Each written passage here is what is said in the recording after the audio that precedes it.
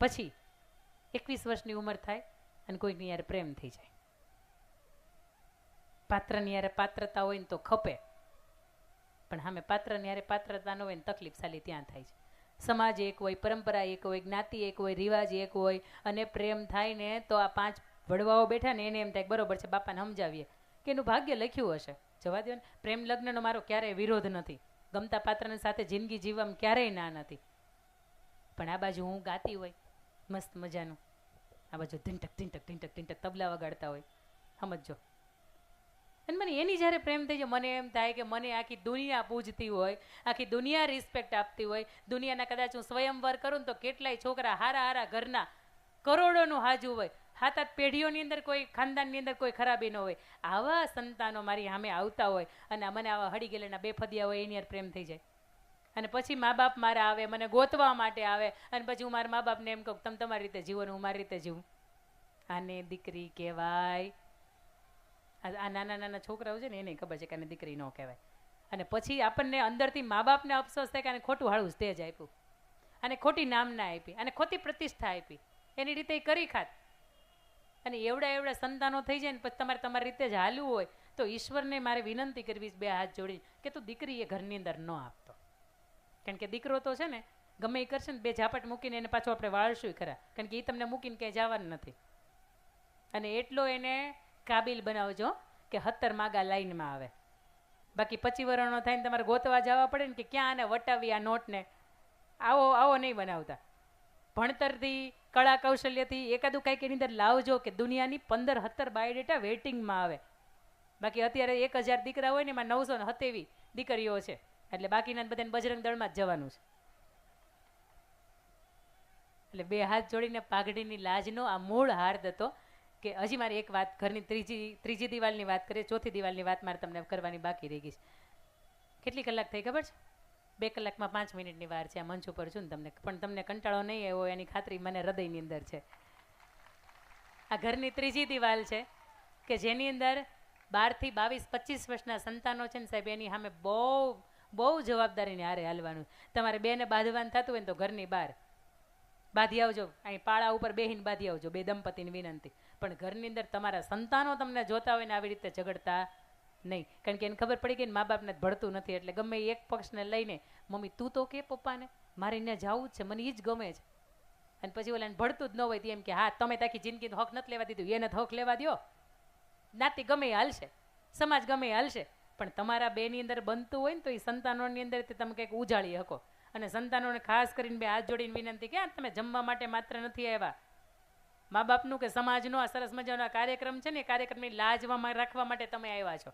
આ ઘરની ત્રીજી દિવાલ. અને સંતાનો જેથી સાહેબ મજબૂત હોય ને, અને તમે આખી જિંદગીમાં કરી ન શક્યા હોય ને કામ એ તમારા સંતાનો શ્રેષ્ઠ રીતે કરે ને, તો આખી દુનિયા તમને નતમસ્તક વંદન કરતી હોય. એટલે ચા વેચવા વાળો મા બાપ મરી ગયા આખી જિંદગી ઢવડા કરીને ભેગા કરી અને ચા વેચતો તો લ્યો આજે પ્રધાનમંત્રી બની ગયો, વિશ્વ એને સલામ કરે ને સાહેબ, કરે. રાજકારણની ભાષામાં મારે કોઈ અહીંયાથી વાત નથી કરવી, પણ આ એટલું ચોક્કસ છે કે સંતાનો જે દિવસે આગવી એક ઓળખ ઊભી કરે, સંતાનો જેથી મા બાપના નામ, હાથ પેઢીના નામ એને કોણ છે, એ ક્યાંના છે, આજ તમે સર્ચ કરો એનું વતન ક્યાં હતું, એના માતા પિતા કોણ હતા, એનો ઉછેર ક્યાં થયો, ક્યાં ભણ્યા. તમને કોઈ વ્યક્તિ સ્કીપ કરે એવી રીતે નહીં, તમને કોઈ વ્યક્તિ સર્ચ કરે ને આવી રીતે જીવાય. અને ઘરની ચોથી દિવાલ એટલે ખાસ કરીને આપણા મા બાપ. દુનિયાની અંદર સાહેબ ઘણા બધા એવા પરિવારો છે કે જેને બેસવાનો સમય આવ્યો હતો અને મા બાપે દુનિયામાંથી વિદાય લીધી. આખી જિંદગીની અંદર મા બાપે કોઈ દિવસ સુખ નથી જોયું, અને બાપે તો આખી જિંદગી પરસેવો પાડી 2 પૈસા ભેગા કરવામાં જ કાઢી. પણ મા તરીકે તમે કેવા હોય, આનું એક મારે તમને ઉદાહરણ દેવો છે. ફરીથી મારે તમને સૌરાષ્ટ્રની રસધાર તરફ દોરી જવા છે. જેતપુર, તમે નામ સાંભળ્યું? જેતપુર સાંભળ્યું ને? હા, જેતપુરની અંદર તમે એન્ટ્રી કરો ને ત્યારે એક માણસ આમ ઊભો છે, એક ભાલું લઈને ઊભો છે. એ માણસના નામ શું છે તમને ખબર છે? નહીં? તો પછી મારે તમને શું વાત કરવી? ચાંપરાજવાળા નામ છે ને, ચાંપરાજવાળાનું એ સર્કલ છે, આખું સર્કલ છે. એમના પિતાશ્રીનું નામ એભલવાળા અને એમના માતુનું નામ મિનલ દેવી. બાળક 6 મહિનાનું છે. એના માતા સરસ મજાનો હિંચકો એને નાખે છે, હિંચકાવે છે. પાછળથી એભલવાળા આવે રાજા હોય, રાજાશાહીથી, કાઠી દરબાર હતા પોતે. અને એના પત્નીને આમ આમ ખભા ઉપર હાથ મૂકે ને એવું કે નજીક હોળી આવે છે, આવો રંગોથી રમવાનો એ ઉત્સવ છે. પતિ પત્ની હતા, બાળક નાનું હતું, એની સામે હાથ મૂક્યો એટલે તરત મિનલ દેવી એવું કીધું કે આપણું સંતાન આપણને જોવે છે, તમારાથી મારી હારે આવા ઈશારામાં વાત ન થાય, તમારે જે પણ મને વાત કરવી ને એકલાની અંદર તમે મને કરો, તમારે મને અહીંયા ખભા ઉપર હાથ પણ મૂકવો હોય ને તો એકલાની અંદર મૂકો, આપણું સંતાન તમને મને જોવે છે ને સંતાનની સામે એની અસર ખોટી પડે. એટલે એબલવાળા એવું કહે છે કે બાળક તો હજી 6 મહિનાનું નાનું છે, એને શું ખબર પડે. અને આવા સમયગાળાની અંદર જે આ વાત ચાલે છે ને, એટલે એ જે ઘોડિયામાં સૂતેલો ચાંપરાજવાળા છે ને સાહેબ, એ મોઢા પોતાનું ઓઢવાનું હોય ને એ માથા ઉપર ઓઢી લે અને આમ કરી આમ પડખું ફરી જાય. અને એની માતાને અંદરથી એમ થઈ જાય કે મેં ગર્ભની અંદર જે સંસ્કાર આપ્યા છે ને મારા બાળકની અંદર છલોછલ દેખાણા છે. હવે આ ઘટના મારી અને એના પિતાશ્રીની વચ્ચેની આ એક બેની વચ્ચેની જે અંગત પડતી ને એની મોમેન્ટની અંદર મારો બાળક સાક્ષી રહ્યું છે, મારાથી જીવાય નહીં. મિનળ દેવી છે એ સમયે પોતાનો આત્મવિલોપન, આત્મદાહ કરી લે છે, એ જીવતા નથી. ચાંપરાજવાળો ધીરે ધીરે કરતાં મોટો થાય, એબલવાળો મોટો થઈ જાય અને રાજ છે એ ચાંપરાજવાળાને સોંપી દે.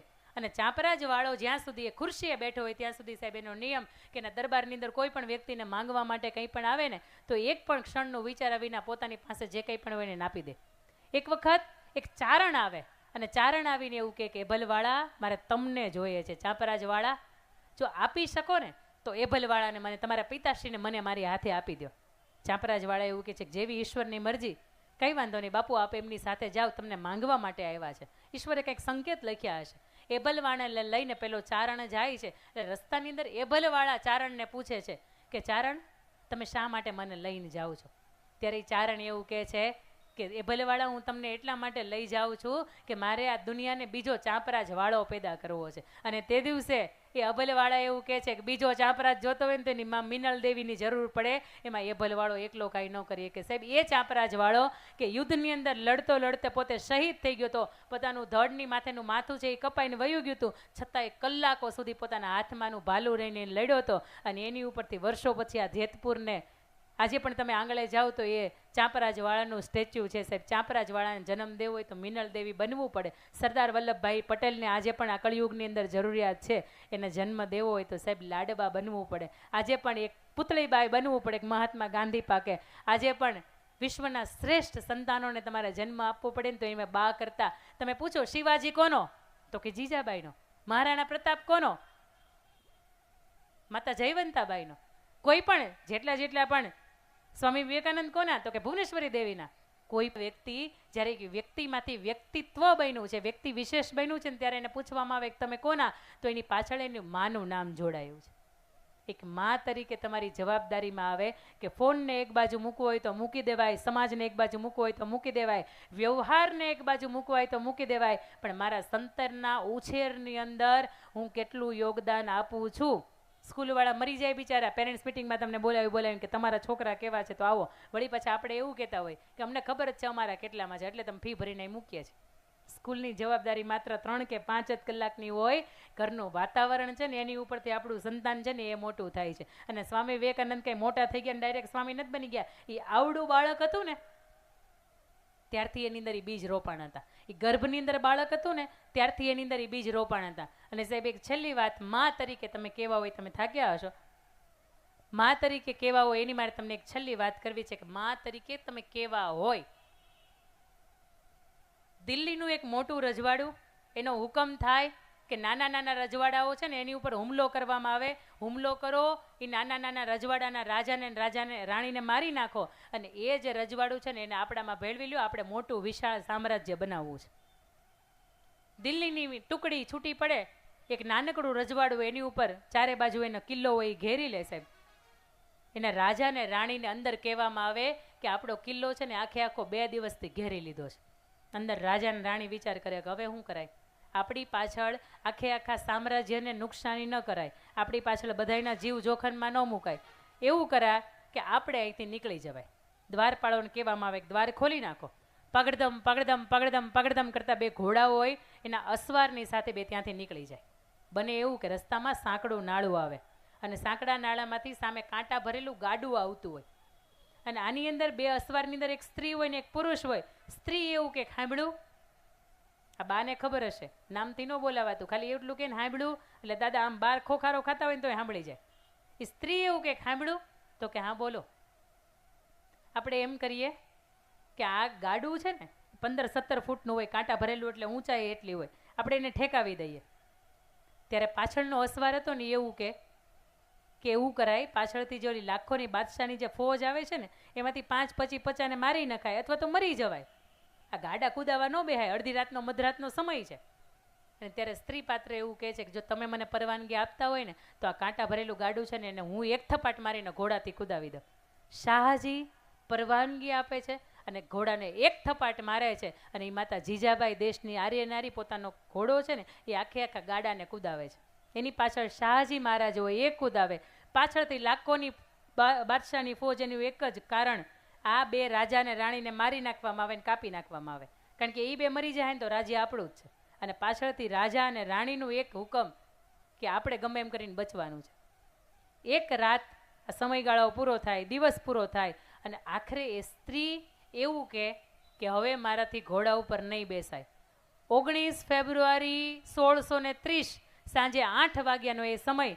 એ શાહજીને એવું કહે છે કે તમને માતાજીના સોગંદ, તમને ગૌ માતાના સોગંદ, તમે અહીંથી નીકળી જાઓ, મારાથી ઘોડા ઉપર હવે બેસાશે નહીં. ત્યારે શાહજી પૂછે છે કારણ તો આપો દેવી, એક રાતની અંદર તમે 270 કિલોમીટરનું અંતર કાપ્યું છે અને હવે તમે એમ કહો છો કે મારાથી ઘોડા ઉપર નહીં બેસાય. અને તે દિવસે માતા જીજાબાઈ એવું કહે છે કે મારા ગર્ભની અંદર જે બાળક છે ને એને જન્મવાની તૈયારી છે, એને જન્મવાની તૈયારી છે, પૂરા દિવસો ગણાય છે અને બસ હવે 1-2 કલાકની અંદર બાળકનો જન્મ થશે. અને એટલે તમને કહું છું કે માતાજીની સોગંદ તમે અહીંથી વયા જાઓ, હવે મારું જે થવું હશે ઈશ્વરની કૃપા અને એની ઉપર તમે મને છોડીને વયા જાઓ.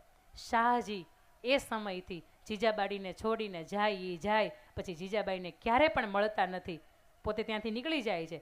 થોડીક વાર થાય છે તો એ ડુંગરો અને ડુંગરાની પાસે પોતાનું ભાલું હોય ને ટેકાવે, પોતાનું એક આંખ પોતાના ગર્ભની અંદર હોય અને ઘોડા ઉપરથી ઉતરતી હોય ને ત્યારે એનો સેનાપતિ હોય ને એ જોતો હોય એમ કે યા અલ્લાહ, હું આ શું જોઈ રહ્યો છું. હિન્દુસ્તાનની સ્ત્રીની આટલી બધી તાકાત કે એક રાતની અંદર 270 કિલોમીટરનું અંતર કાપી શકે, એ માત્ર ભારત વર્ષની કે હિન્દુસ્તાનની સ્ત્રીની પાસે આ તાકાત છે. બાકી વિશ્વના 195 દેશમાંથી એકેય દેશની આવી તાકાત નથી કે એની સ્ત્રી આટલી બધી મજબૂત હોય. ઘટના એવી બને છે કે એનો સેનાપતિ એવું કહે છે કે આ સ્ત્રીને હું કોઈ અડતા નહીં.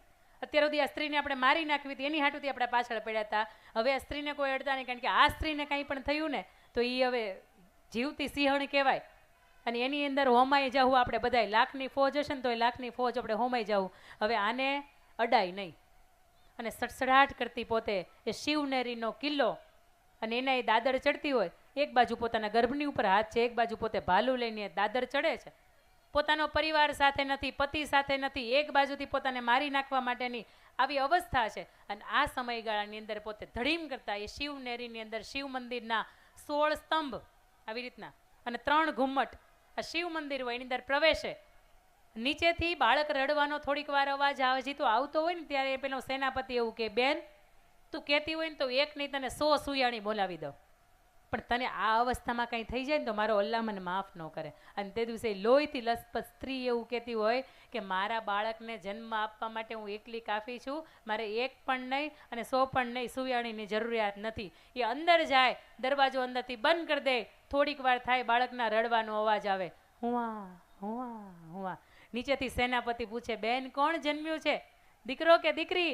જેની માં આટલી બધી તાકાતવાળી હોય ને સંતાનનું એક વખત મારે દર્શન કરવા છે. અને તે દિવસે લોહીથી લથપથ સ્ત્રી એવો જવાબ આપે કે તમારે જોવું હોય ને તો 18 વર્ષ પછી જેથી તમારી છાતીની અંદર એનું ખંજર ભોકે ને તેથી જોવાય તમારો બાપ શિવો તમારો કાળ જન્મ્યો છે. અને શિવ મંદિરની અંદર એ જન્મ એટલું નામ શિવાજી પડ્યું સાહેબ. અને એની અંદર એવું કહેવાય કે રાષ્ટ્રીય કવિ ઝવેરચંદ મેઘાણી, રાષ્ટ્રીય શાયર ઝવેરચંદ મેઘાણી એવી એની અંદર શિવાજીનું હાલરડું લખતા હોય કે આભમાં ઉગેલ ચાંદલોને માતા જીજાબાઈને આવ્યા બાલુડાને માતા ઈ ચોળે, ઘણાને ડુંગરા બોલે. પેટમાં પોઢીને સાંભળેલી બાળે રામ લક્ષ્મણની વાત, માતાજીના મુખે જે દીધી ઉડી એની ઊંઘે દીધી.